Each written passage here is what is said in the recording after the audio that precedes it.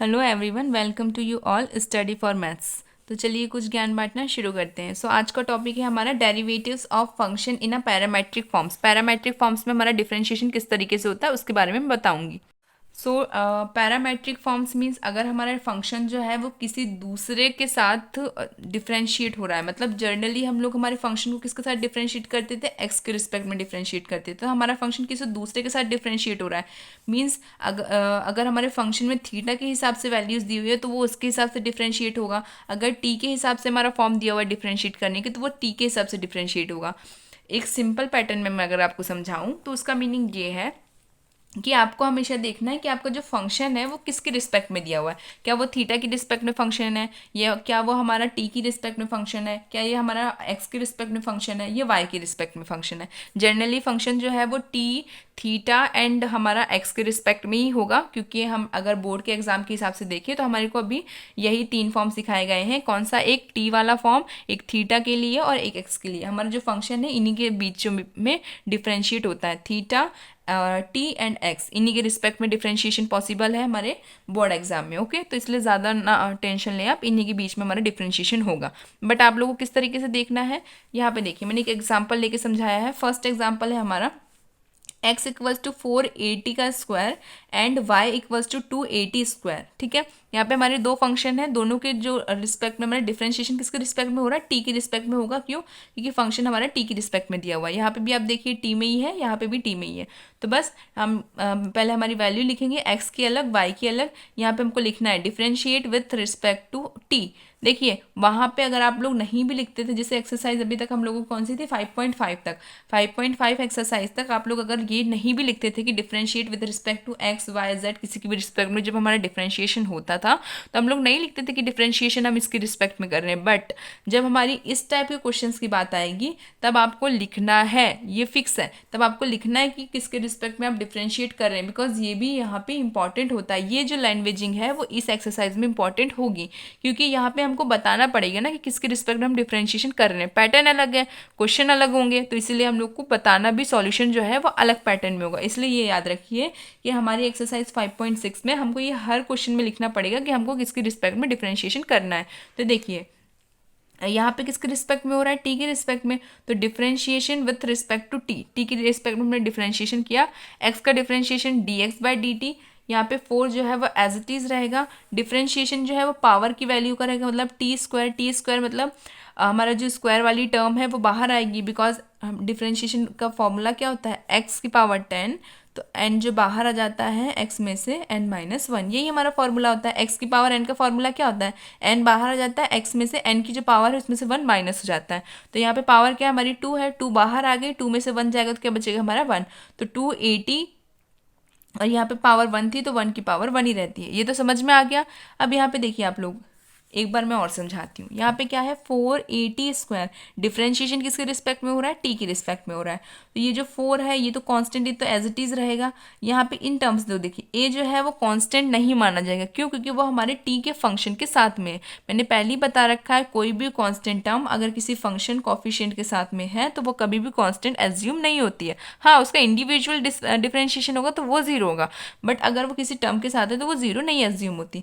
तो इसीलिए जब हम लोग इसकी पावर का डिफरेंशिएशन करेंगे तो पावर आगे आ जाती है, उसमें से 1 माइनस होगा तो 1 ही बचेगा, जो कि कोई मतलब का नहीं है। ठीक है, तो यहाँ पे क्या आ जाएगा 280। इतना तो समझ में आ गया। अब हम टी का डिफरेंशिएशन करेंगे। एक्स का डिफरेंशिएशन क्या होता था 1, उसी के तरीके से पैटर्न है यहाँ पे कि टी का डिफरेंशिएशन भी क्या होगा हमारा 1।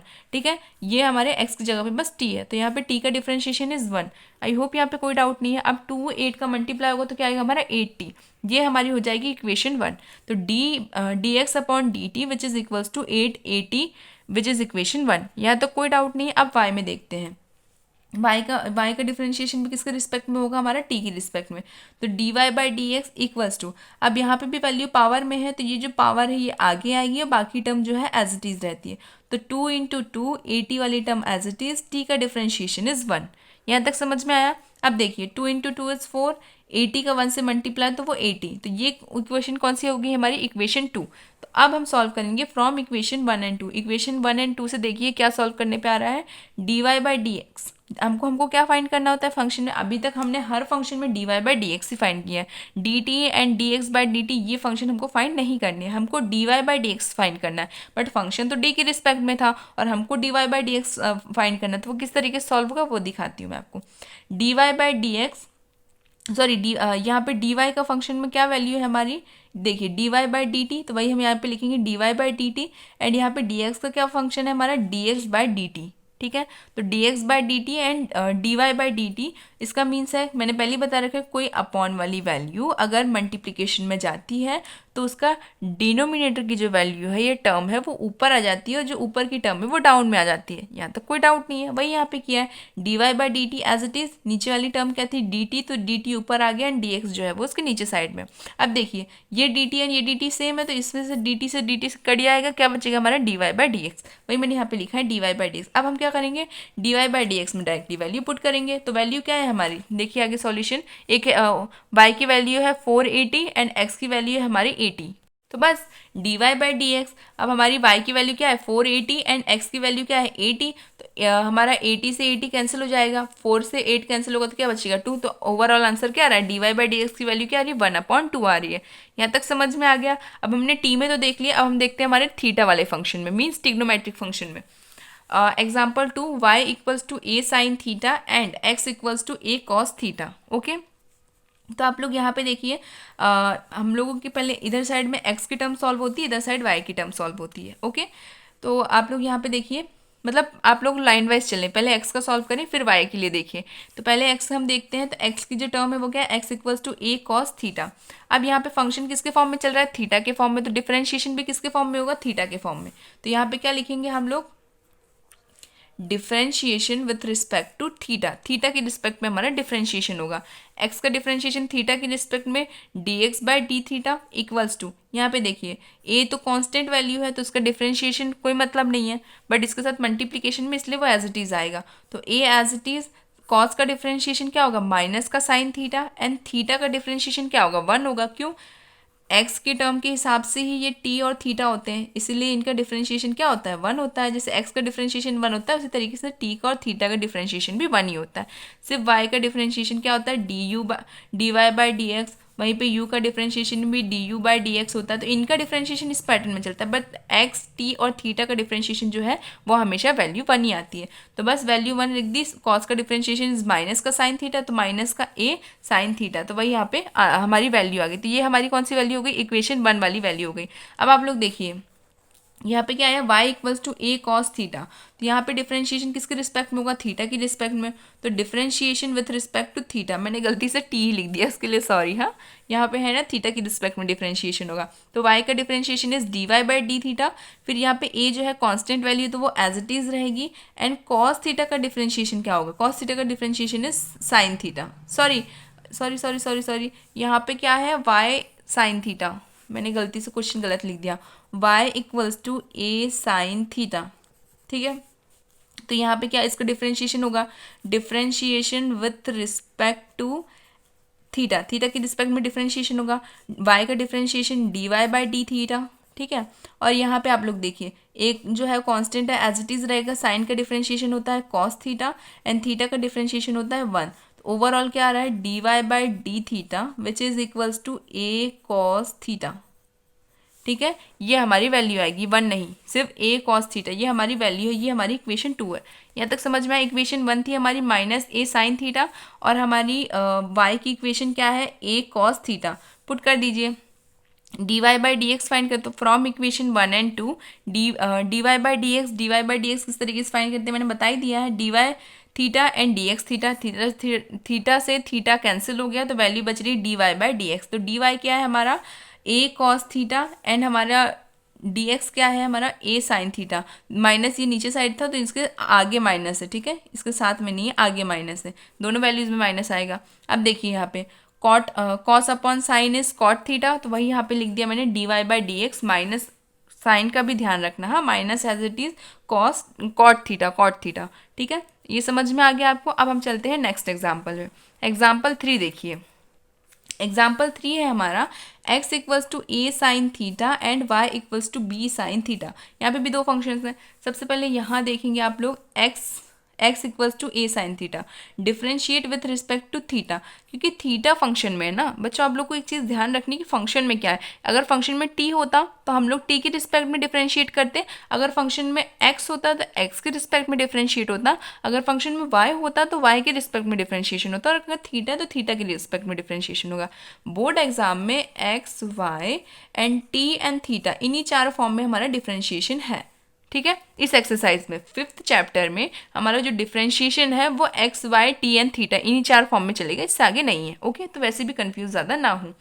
अब देखिए आप लोग, x का differentiation D X by D theta, A जो है वो एज इट इज, साइन का डिफरेंशिएशन इज कॉस थीटा, ये हमारी हो गई इक्वेशन 1। यहाँ पे देखिए, यहाँ पे क्या है, y equals to B sine theta, तो डिफरेंशिएट किसके रिस्पेक्ट में करना है, यहाँ पे भी थीटा के रिस्पेक्ट में, फंक्शन में थीटा है इसलिए। फिर यहाँ देखिए y का differentiation is D Y by D theta equals to b constant value है तो b एज इट इज रहेगी, साइन का डिफरेंशिएशन क्या होगा हमारा कॉस थीटा, तो यहाँ पे कॉस थीटा आ गया। यह हमारी हो गई इक्वेशन 2। तो देखिए फ्रॉम इक्वेशन 1 एंड 2, इक्वेशन 1 के और 2 के हिसाब से हमको क्या फाइंड करना है, D Y by D X. तो D Y by D X क्या है, डी वाई क्या है हमारा D Y upon D theta, and यहाँ पे डी एक्स क्या है, D X upon D theta. तो थीटा से थीटा कैंसिल हो जाएगा, क्या बच रहा है, D Y upon D X. तो आप लोग देखिए y का फॉर्मूला क्या है हमारा, b कॉस थीटा, वही आ गया, और यहाँ पे dx का फॉर्म क्या है हमारा, a कॉस थीटा। तो आप लोग देखिए यहाँ पे कॉस से कॉस कैंसिल हो जाएगा, क्योंकि थीटा एंड थीटा है अलग। अगर यहाँ पे कॉस 2 थीटा होता और अपॉन में कॉस थीटा होता तो कैंसिल नहीं होता, क्यों, क्योंकि एंगल अलग अलग थे, बट यहाँ पे एंगल सेम है। जैसे यहाँ पे पावर हमारी होती है ना, कोई भी पावर होती है तो हम लोग क्या करते हैं, डायरेक्टली इसको ऐड कर देते हैं अगर मल्टीप्लिकेशन फॉर्म में होती है तो, क्यों, क्योंकि सिमिलर कोफिशिएंट्स हैं।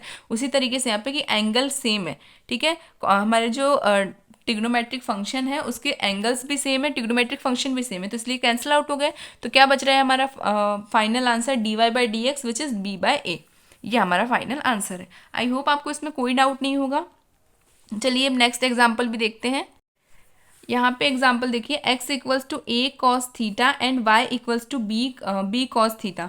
तो यहाँ पे आप लोग देखिए, सबसे पहले हम x देखेंगे फिर y देखेंगे। तो x इक्वल्स टू क्या है, a कॉस थीटा, हमारे a कॉस थीटा में थीटा है, मतलब फंक्शन हमारा थीटा के अकॉर्डिंग चल रहा है, थीटा के अकॉर्डिंग है मतलब differentiation with respect to theta, theta के रिस्पेक्ट में हमारा फंक्शन का डिफरेंशिएशन होगा। यहाँ तक समझ में आ गया। एक्स का डिफरेंशिएशन है D X by D theta. यहाँ पे आप लोग देखिए ए जो कांस्टेंट है तो वो एज इट इज रहेगा। फिर कॉस का देखिए आप लोग, कॉस का डिफरेंशिएशन क्या होता है, माइनस का साइन थीटा, तो माइनस का sine theta as it is. ठीक है, माइनस इसलिए बाहर आ गया, A sine theta as it is. यहाँ तक कोई डाउट नहीं है, ये हो गई हमारी इक्वेशन 1। फिर यहाँ पे देखिए वाई इक्वल्स टू क्या है, बी कॉस थीटा, थीटा की रिस्पेक्ट में फंक्शन है तो differentiation with respect to theta, theta की रिस्पेक्ट में डिफरेंशिएशन होगा। तो यहाँ पे क्या आएगा, y का differentiation is D Y by D theta, b का डिफरेंशिएशन मतलब b तो कांस्टेंट है तो cos का डिफरेंशिएशन क्या होगा, माइनस का साइन थीटा, तो यहाँ पे आ गया माइनस बी साइन थीटा। यह हो गई हमारी इक्वेशन 2। अब फ्रॉम इक्वेशन 1 एंड 2 देखिए, D Y by D X equals to D Y by D theta, यहाँ पे t नहीं है, यहाँ पे थीटा है। ओके, यहाँ पे थीटा है दोनों साइड पे, D Y by D theta D X by D theta which is equals to, दोनों कैंसिल हो जाएंगे तो क्या बचेगा हमारा D Y by D X. अब देखिए आप लोग, यहाँ पे हमारी डी वाई की वैल्यू क्या है, minus B sine theta, and X की वैल्यू क्या है, minus A sine theta. Minus से माइनस कैंसिल हो जाएगा, क्या बचेगा हमारा B upon A, and sine से साइन कैंसिल हो जाएगा, बिकॉज यहाँ पे क्या है, एंगल भी सेम है और फंक्शन भी सेम है ट्रिग्नोमेट्रिक का। तो साइन थीटा से साइन थीटा कैंसिल हो जाएगा, तो क्या बच रहा है हमारा D Y by D X equals to B by A. ये हमारी फाइनल वैल्यू आ रही है। आई होप आपको इसमें कोई डाउट ना हो, कोई डाउट हो तो कमेंट सेक्शन में पूछ लीजिएगा। और इसके बाद हमारी एक्सरसाइज 5.6 स्टार्ट होगी जो कि इंपॉर्टेंट है, तो आप लोग प्लीज़ ये पहले ये इंट्रोडक्शन का पार्ट हर वीडियो में देखा करिए, उसके बाद क्वेश्चन करेंगे ना तो काफ़ी ईजी लगते हैं। तो thank you so much for watching my video, keep watching, keep sharing, thank you.